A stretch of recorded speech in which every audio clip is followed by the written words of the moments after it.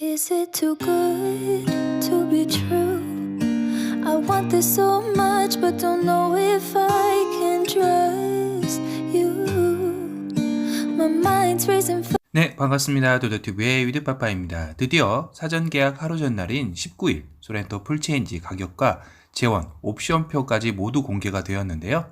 주요 요점을 먼저 말씀을 드리면 국내 생산 차량 중대형 SUV로서는 최초 하이브리드가 적용된 SUV입니다. 15.3km라는 연비를 자랑하고 있고요. 가격은 3,520에서 4,100만원 선으로 나왔습니다. 특히나 신규 플랫폼과 차세대 파워트레인으로 적용으로 전혀 다른 소렌토가 되어 돌아왔는데요. 실물을 보셨다는 분들의 경험담상 차량의 크기가 그리 커 보이지 않는다라는 의견들이 많아서 재원부터 한번 먼저 살펴보도록 하겠습니다. 이유가 있었네요. 전장이 현행 소렌토에 비해 1cm 정도만 커졌네요. 많이 커질 줄 알았는데요. 아마도 그걸 기대하셨던 분들에게는 많이 아쉬운 부분일 것 같습니다. 그나마 실내 공간을 좌우할 휠 베이스는 35mm 정도 늘어난 2815mm이네요.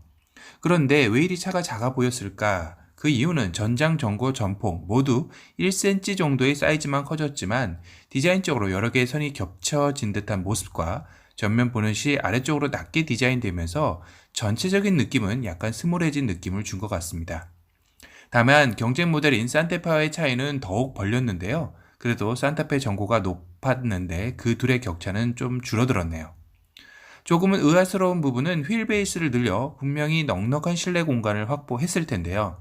그 배분을 2열에다 몰아줬습니다. 보시면 2열 레그룸이 현행보다 무려 93mm나 늘어났는데요. 그러다 보니 3열의 레그룸이 상대적으로 46mm, 오히려 현행보다 줄었습니다. 현행 소렌토 2열 레그룸도 충분한데 굳이 2열 레그룸을 저렇게까지 늘리고 3열에 민감한 국내 소비자들을 감안하지 않은 3열 레그룸은 좀 의아스러웠습니다. 아마도 이건 휠 베이스의 기준이 앞바퀴와 뒷바퀴 중심축으로 측정되다 보니 3열 시트 바로 아래가 뒷바퀴가 있어 구조적으로 이렇게 배분된 것이 있는 것 같다라는 생각은 들었지만요. 6인승의 독립 시트 구조가 추가된 것도 2열에 상당히 많은 신경을 썼다라는 반증도 될 것 같습니다. 2열 탑승객이 앞으로 좀 당겨서 양보하면 3열 레그룸은 더 확보될 수 있으니 큰 문제는 아닐 듯 합니다. 그리고 3열 시트 각도 조절이 되어서 상당한 편안한 3열 시트가 될 것 같다는 생각은 들었고요. 어디까지나 재원상의 배분이니까요.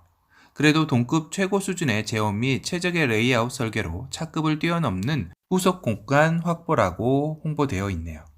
다만 이번 신형 소렌토에서 많이 커지기를 기대했던 고객들에게는 다소 아쉬운 재원표라는 생각이 듭니다. 다음으로 궁금하실 가격표를 보시면 이 표는 너무 복잡하니까요. 크게 나눠서 2.2 디젤 모델 4가지 트림으로 트렌디 3,070에서 3,100만원, 프레스티지 3,360에서 3,390만원, 노블레스 3,660에서 3,690만원, 시그니처 3,950에서 3,980만원, 그리고 하이브리드 모델 3가지 트림은 프레스티지 3,520에서 3,550만원, 노블레스 3,800에서 3,830만원, 시그니처 4,070에서 4,100만원 이렇게 형성되어 있습니다. 예상되었던 가격보다는 좀 착하게 나왔다는 의견들도 많은데요. GV8의 선행학습 때문인가요? 워낙 강한 걸 앞에서 경험하고 상대적으로 그리 느껴지는 것도 있는 것 같습니다. 물론 이 가격이 옵션이 빠진 가격이니 풀업이 들어가면 하이브리드의 시그니처의 경우는 5,000도 훌쩍 넘길 것으로 예상이 됩니다. 그 부분은 뒤에서 제가 다시 한번 가격을 공개하면서 말씀을 드리도록 하겠습니다. 이번 소렌토 풀체인지에 새로 적용된 신기술들을 먼저 또 살펴보면 현대기아차에 최초로 적용되는 2차 사고 방지를 예방할 수 있는 다중 충돌 방지 자동 제어 시스템으로 차량 주행 중 사고가 발생했을 때 1차 충돌 이후 운전자가 일시적으로 차량을 통제하지 못할 경우 자동으로 차량을 자동차 스스로 제동해 2차 사고를 방지해주는 신기술입니다. GV8에도 적용되었던 차 안에서 결제는 페이가 기아페이라고 적용되어 제휴된 주유소나 주차장에서 비용을 지불할 때 차에서 내리지 않고 몇 번의 인증을 통해 간편하게 결제할 수 있는 기능도 탑재했다고 합니다. 또한 센터 사이드 에어백과 8개 에어백을 적용해 편의 사양 및 안전 사양을 더욱 강화시켜 상품성을 높였다고 밝혔습니다.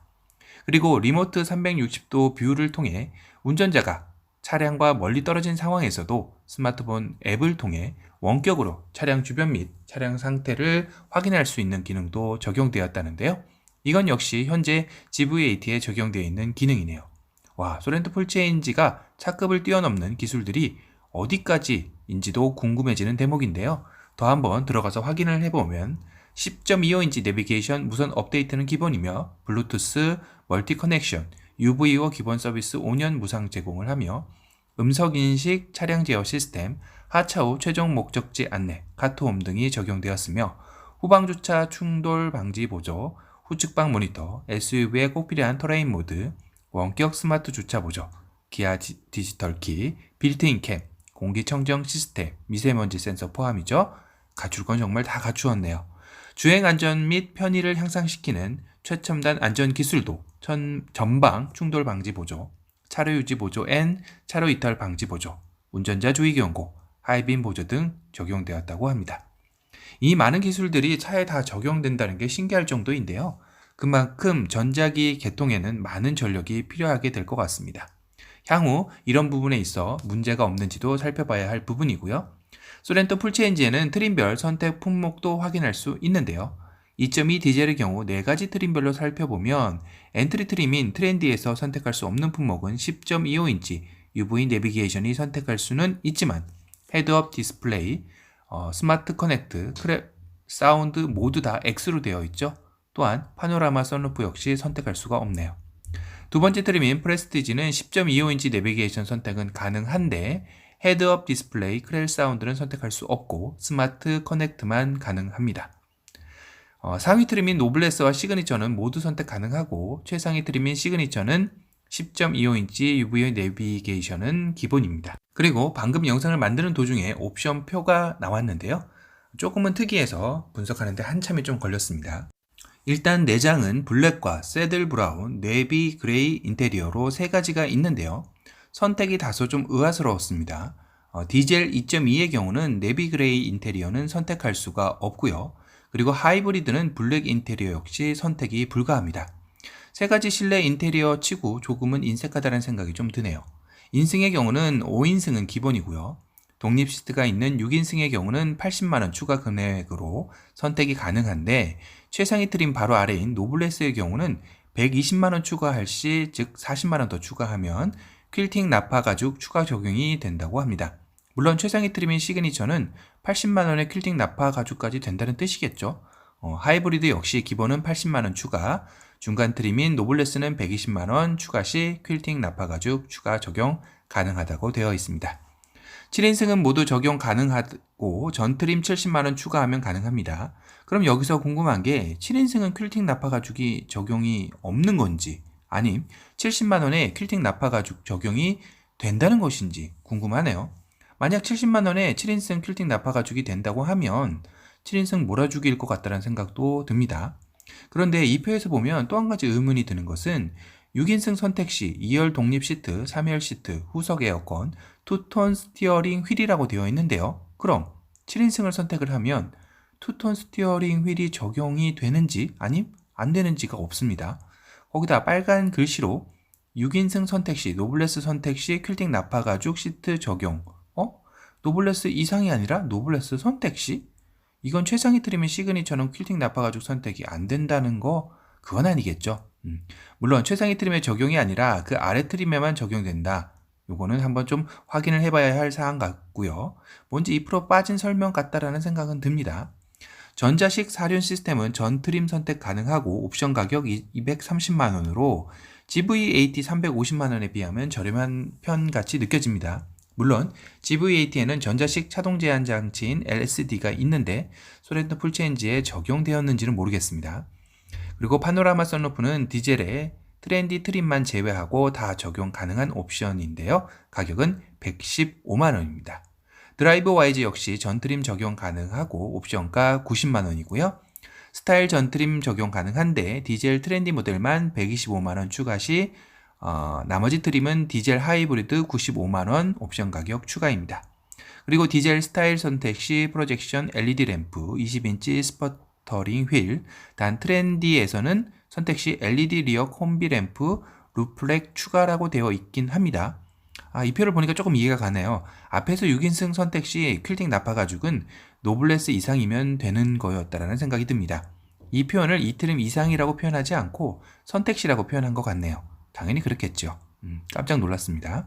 하이브리드는 스타일을 선택하면 프로젝션 LED 램프 19인치 전면 강호 휠이 적용이 됩니다.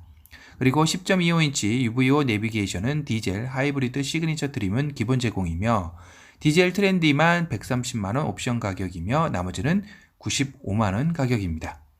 UVO 선택 시 헤드업 디스플레이는 노블레스부터 가능하고 옵션 가격은 70만원, 스마트 커넥트 프레스티지부터 가능하며 90만원, 120만원 옵션 가격입니다.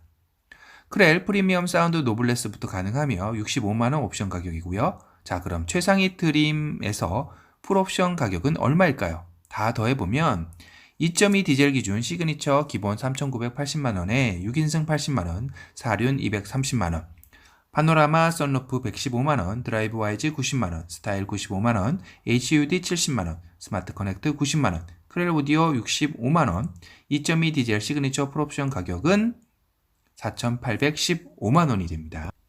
똑같이 해서 하이브리드 시그니처 풀옵션 가격은 4,935만원이 되겠네요. 5천이 딱 넘지 않는 가격이지만 디젤 하이브리드 모두 세금 적용되면 약 250만원 정도 추가된다고 봤을 때 5천만원이 훌쩍 넘네요. 와, 소렌토가 드디어 5천만원이 넘는 시대가 왔습니다. 거기다 순정 튜닝으로 차량 보호 필름, 후석 엔터테인먼트 시스템, 사이드 스텝까지 하면 가격은 더 올라가겠네요. 분석하느라 기운이 좀 다 빠졌는데요. 워낙 급하게 정리하다 보니 부족하게 분석된 점도 있으니까요. 양해 말씀 부탁드리고요. 20일 내 사전 계약이니 도둑튜브 영상을 통해 조금이나마 도움이 되셨으면 합니다. 소렌토 풀체인지 사전 계약 전날 트림별 가격 및 옵션 가격표를 분석해드렸습니다. 또 다른 신차 소식으로 찾아뵙겠습니다. 지금까지 도둑튜브의 위드파파였습니다. 감사합니다. Cosa è successo di bello non so, io che conosco il sole però amo il gelo, silenzio da un po', credo a stento più luce non ho, mi dispiace non mi credo non mi sento mia, giri di parole sembra una bugia, dico da qui dentro vorrei andare via, non mi risparmio mai, sto cadendo ma tu non